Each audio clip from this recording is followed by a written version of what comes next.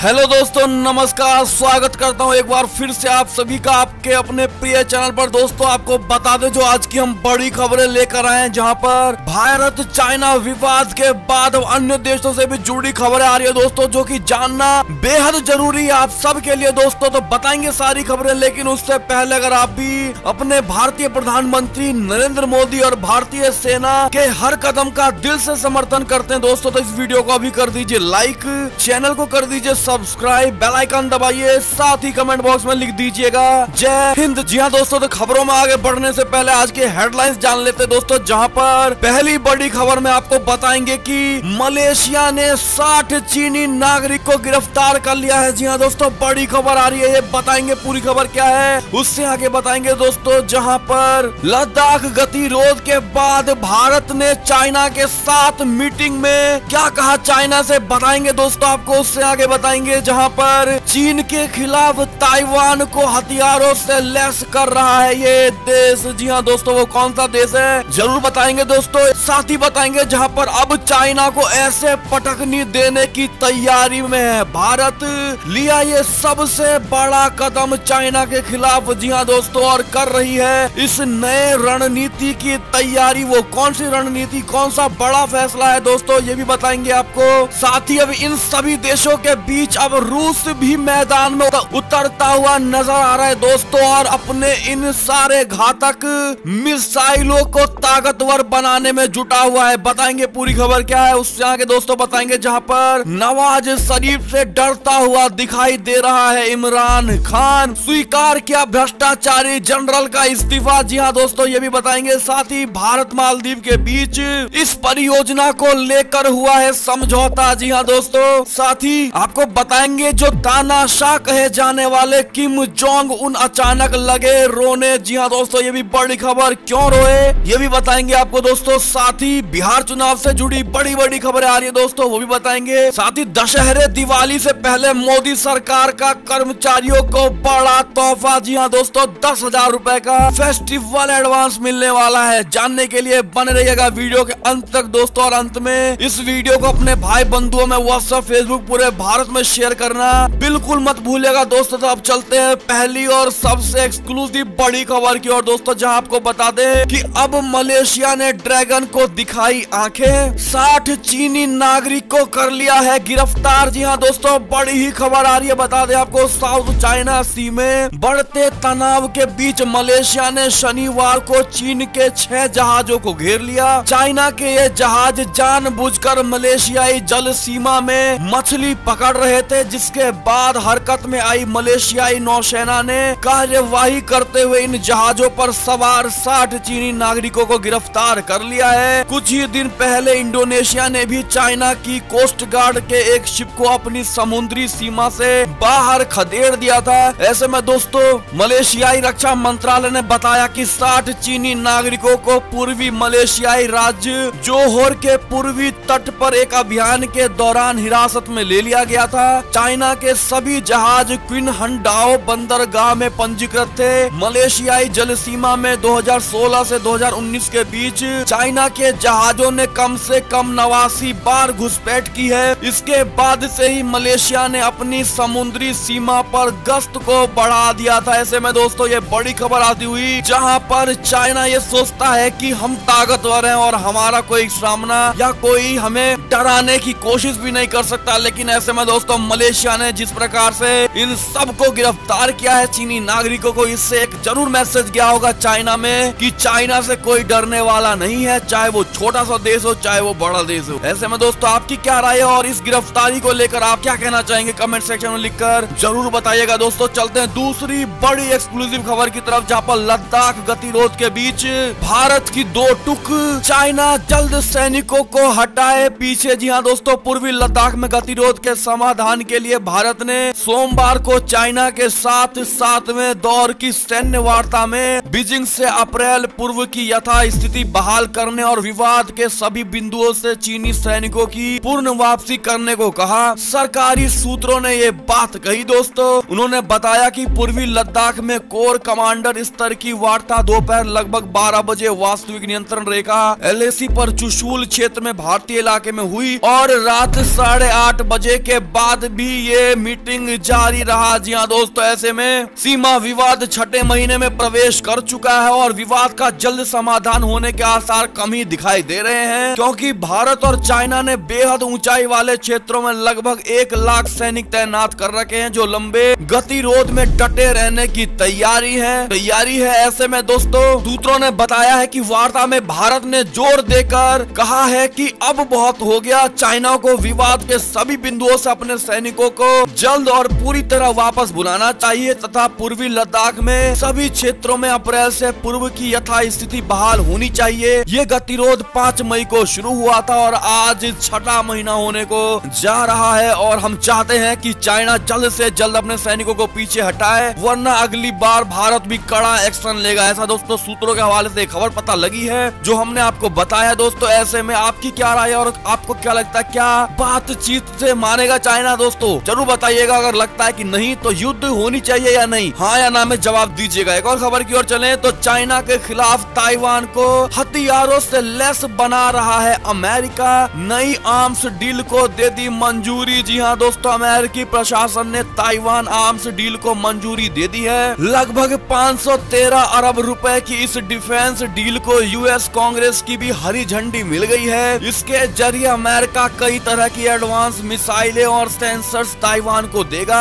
बताया जा रहा है कि अमेरिका और ताइवान के बीच हुई दूसरी सबसे बड़ी हथियारों की डील है। इससे पहले चाइना के बढ़ते खतरे को देखते हुए 2019 में ताइवान ने अमेरिका से 587 अरब रुपयों की डील की थी। ऐसे में दोस्तों चाइना के खिलाफ ताइवान को अमेरिका मजबूत करने की कोशिश में लग गया है दोस्तों, और ताइवान को हथियारों से लैस कर रहा है और जितनी ज्यादा हो सके ताइवान की अमेरिका मदद कर रहा है। ऐसे में दोस्तों अगर आप भी चाहते हैं कि इसी प्रकार से अन्य देशों को भी ताइवान की मदद करनी चाहिए और उसको चाइना के काबिल बना देना चाहिए, ताकि वो भी एक तरह का देश जो चाइना से मुकाबला कर सके, उसमें सक्षम हो सके दोस्तों। तो आप भी कमेंट सेक्शन में ये बात जरूर लिखकर बताइएगा, ताकि आपकी बात मोदी सरकार तक पहुंचाई जाएगी। दोस्तों एक और खबर की माने तो अब चाइना को ऐसे देगा पटकनी भारत, अरुणाचल प्रदेश में नई रणनीति पर चल रही है तैयारी। जी हाँ दोस्तों, केंद्र सरकार सीमा विवाद को लेकर बढ़ते तनाव के बीच चाइना को हर तरफ से घेरने की रणनीति पर काम कर रही है। इसी के मद्देनजर पूर्वोत्तर राज्यों की ओर से भी चाइना को पटकनी देने की योजना पर काम शुरू हो गया है। योजना के तहत पूर्वोत्तर राज्य अरुणाचल प्रदेश को जल्द एक ग्रीनफील्ड एयरपोर्ट मिलने जा रहा है। इस ग्रीनफील्ड एयरपोर्ट का निर्माण राजधानी ईटानगर से 15 किलोमीटर दूर होलोंगी में किया जा रहा है। दोस्तों एयरपोर्ट अथॉरिटी ऑफ इंडिया की ओर से बनाए जा रहे इस एयरपोर्ट पर करीब 650 करोड़ रुपए खर्च होंगे। भारत चाइना सीमा तनाव के बीच सामरिक नजरिए से ये एयरपोर्ट काफी अहमियत रखता है दोस्तों, और जब भी कभी LAC पर भारतीय सैनिकों की और जरूरत होगी दोस्तों, ये एयरपोर्ट सबसे ज्यादा काम आने वाला है। जिसको लेकर ये बात पता लगी है कि ये सिर्फ और सिर्फ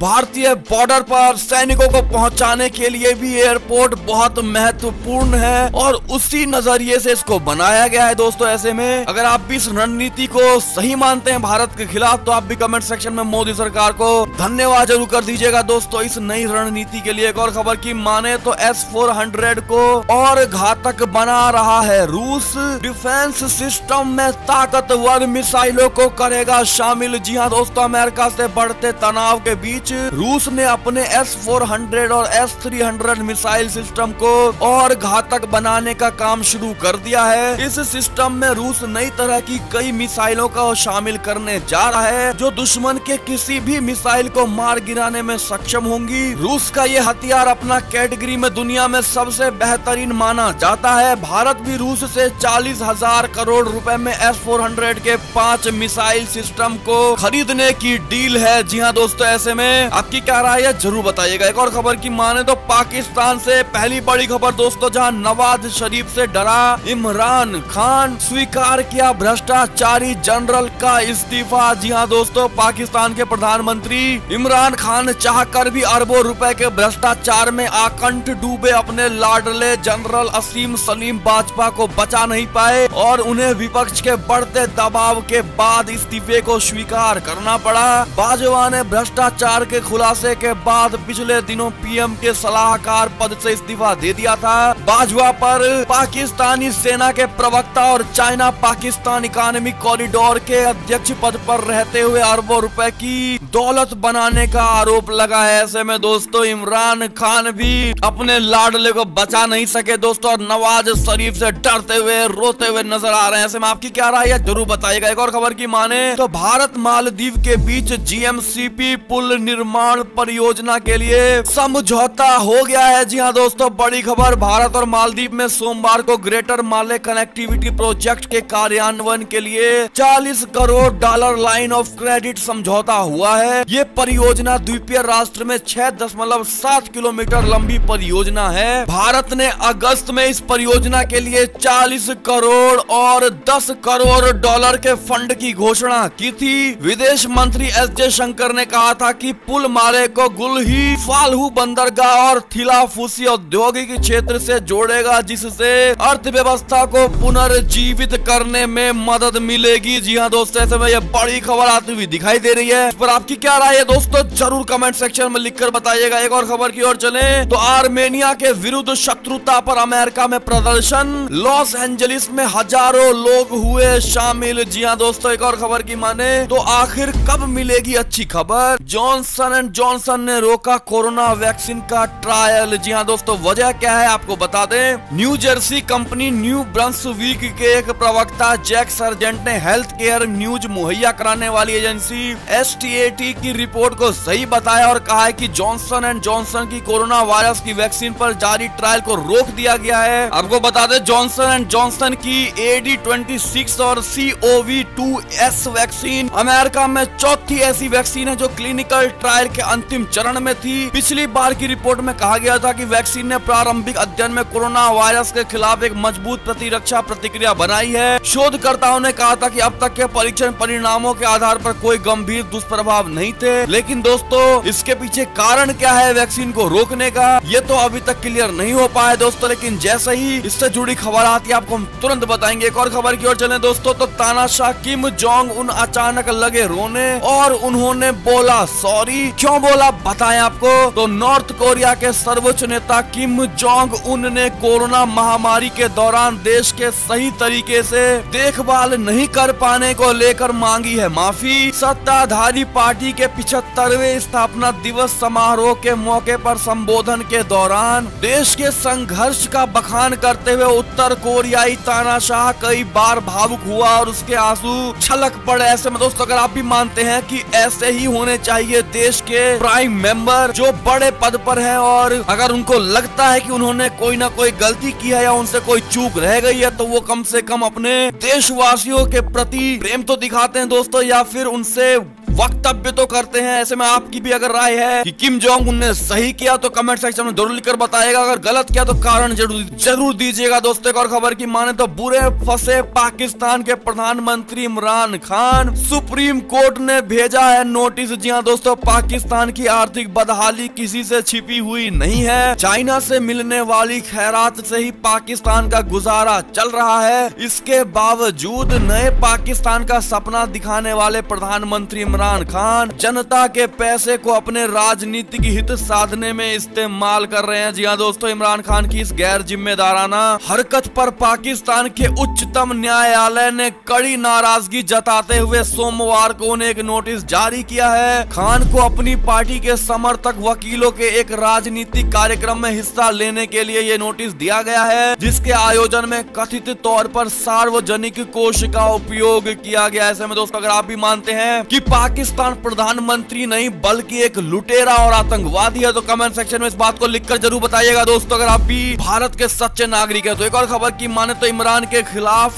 पाकिस्तान में जबरदस्त असंतोष, सैन्य कठपुतली से ज्यादा नहीं है इसकी हैसियत। जी हाँ दोस्तों, ये तीसरी बड़ी खबर आ रही है पाकिस्तान से, जहाँ पर पाकिस्तान के प्रधानमंत्री इमरान खान की असलियत पहले से ही सबके सामने आ चुकी है। इमरान खान और पाकिस्तान की पोल अब वहाँ के सांसद, विधायक और कई नेता भी खोल रहे हैं। खुल के इमरान खान को सैन्य कठपुतली बताया जा रहा है। कई पाकिस्तानी नेताओं ने देश की बदतर स्थिति, खराब कानून व्यवस्था, पड़ोसियों से खराब रिश्ते के लिए वहां सेना का हावी होना बताया है। जी हाँ दोस्तों, ऐसे में ये भी बड़ी खबर आती हुई दिखाई दे रही थी। एक और खबर की माने दोस्तों तो बांग्लादेश में बलात्कारियों को दी जाएगी अब फांसी। शेख हसीना कैबिनेट ने दे दिए इस विधेयक। शेख हसीना कैबिनेट ने दे दी है इस विधेयक को मंजूरी। जी हाँ दोस्तों, अगर आप भी मानते हैं कि यही रूल हर देश में लागू होना चाहिए भारत में भी, तो आप कमेंट सेक्शन में जरूर बताइएगा कि बांग्लादेश के इस विधेयक का हम समर्थन करते हैं। अगर नहीं करते हैं दोस्तों तो ये भी कारण जरूर दीजिएगा दोस्तों। एक और खबर की ओर चलें तो भारत पहुंचे अमेरिकी विदेश उप मुख्यमंत्री। अमेरिकी विदेश उप मंत्री ने दिया दोस्ती वाला बयान, चाइना पर साधा निशाना। जी हाँ दोस्तों, अमेरिका ने एक बार फिर साफ कर दिया है कि भारत के साथ उसका रिश्ता अटूट है और वो चाइना से मुकाबले के लिए भारत के साथ कंधे से कंधा मिलाकर खड़ा रहेगा। 3 दिवसीय यात्रा पर नई दिल्ली पहुंचे अमेरिकी विदेश उप मंत्री स्टीफन बाइगन ने कहा कि भारत के साथ सुरक्षा संबंधों के लिए काफी अवसर है। सोमवार को एक थिंक टैंक को संबोधित करते हुए बाइगन ने न सिर्फ इंडो यूएस दोस्ती की बात की बल्कि ये भी बताया कि चाइना को लेकर अमेरिका की क्या तैयारियां हैं। उन्होंने कहा कि भारत और अमेरिका चीन की संभावित प्रतिक्रिया के चलते चतुष्पक्षीय गठबंधन के प्रारूप के विस्तार को लेकर बहुत सावधान रहे हैं और स्वतंत्र एवं खुला हिंद प्रशांत क्षेत्र की समान सोच रखने वाला अन्य साझेदारों के साथ इस गठबंधन का विस्तार किया जा सकता है। जी हाँ दोस्तों, ऐसे में चाइना पर निशाना साधते हुए अमेरिकी विदेश उप मंत्री ने बयान दिया है दोस्तों भारत में आकर। ऐसे में आप भारत में उनका दिल से वेलकम करते हैं या नहीं, जरूर बताइएगा। एक और खबर की माने तो ISI ने लोगों का ब्रेन वॉश करने के लिए बनाया ये प्लान। एजेंसी जॉब छोड़ने की कर रहे हैं ये लोग अपील। जी हाँ दोस्तों, पाकिस्तान की खुफिया एजेंसी ISI लोगों का ब्रेन वॉश करने के लिए नए हथकंडे अपना रही है। वो ऐसी किताबें प्रकाशित कर रही है जिसमें लोगों से जिहाद का रास्ता अख्तियार करने की अपील की गई है। जी हाँ दोस्तों, एक और खबर की माने तो चीन से तनातनी के बीच लद्दाख समेत 7 राज्यों में 44 पुलों का रक्षा मंत्री राजनाथ सिंह ने किया है उद्घाटन। जी हाँ दोस्तों, भारत और चाइना में सीमा पर जारी तनाव के बीच रक्षा मंत्री राजनाथ सिंह ने सोमवार को 7 राज्यों और केंद्र शासित प्रदेशों में सीमा सड़क संगठन द्वारा बनाए गए 44 पुलों का वीडियो कॉन्फ्रेंसिंग के जरिए उद्घाटन किया। देश की सीमाओं को सुरक्षित करने की दिशा में ये एक काफी अहम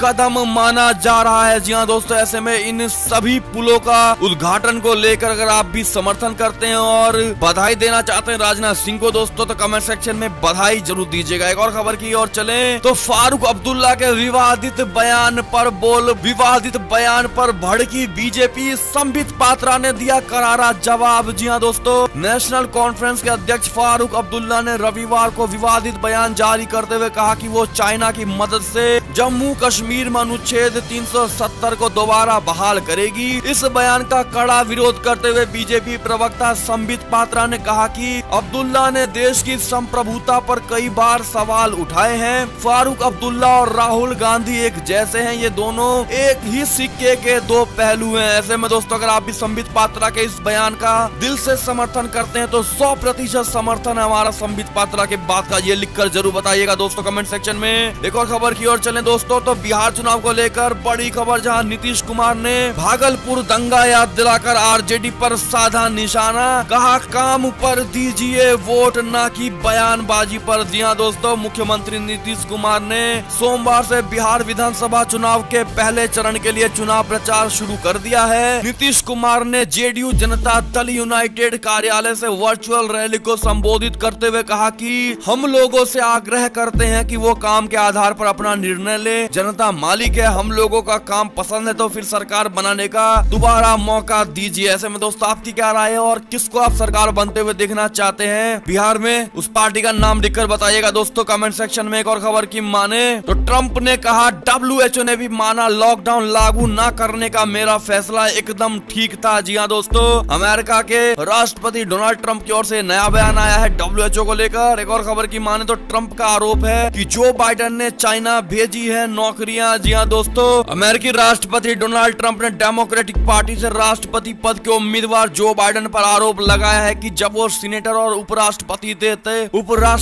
थे तब उन्होंने ऐसा माहौल रचा जिससे में बहुत सी नौकरियां चीन चली गयी, लेकिन मैं आप लोगों को विश्वास दिलाना चाहता हूं कि आप हमें जिताइए और हम वो सारी नौकरियां चाइना से वापस लाएंगे और जो बाइडेन के मुंह पर ये करारा जवाब होगा। ऐसे में दोस्तों डोनाल्ड ट्रंप ने जो कही उसका आप समर्थन करते हैं, हाँ या ना, बताइएगा जरूर। एक और खबर की माने तो बंगाल बीजेपी के उपाध्यक्ष की खुलेआम धमकी, कहा हमारे एक नेता पर हुआ हमला तो हम टीएमसी के 4 नेताओं को बनाएंगे निशाना। जी हाँ दोस्तों, ऐसे में बंगाल में अब बीजेपी की लहर दिखती हुई नजर आ रही है दोस्तों, और कुछ ही दिन बचे हुए लग रहे हैं टीएमसी पार्टी के। ऐसे में आपकी क्या राय है दोस्तों, और बंगाल में ममता सरकार को किस प्रकार से बॉयकॉट करना चाहिए दोस्तों, और बीजेपी की सरकार आपके हिसाब से कैसे बन सकती है, कमेंट सेक्शन में लिखकर जरूर बताइएगा। एक और खबर की माने तो दशहरे दिवाली से पहले मोदी सरकार का बड़ा तोहफा, कर्मचारियों को मिलेगा एलटीसी कैश और 10,000 रुपए का फेस्टिवल एडवांस। जी हाँ दोस्तों, दिवाली दशहरे से पहले मोदी सरकार ने